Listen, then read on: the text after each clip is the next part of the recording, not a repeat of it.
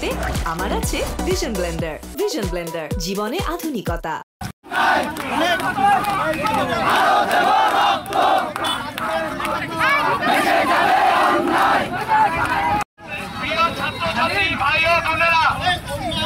সবাই জানেন আমরা এখানে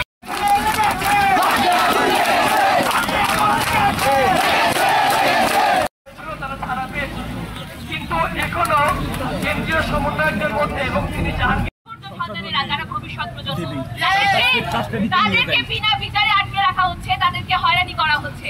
স্বাধীন বাংলাদেশের পরিচয়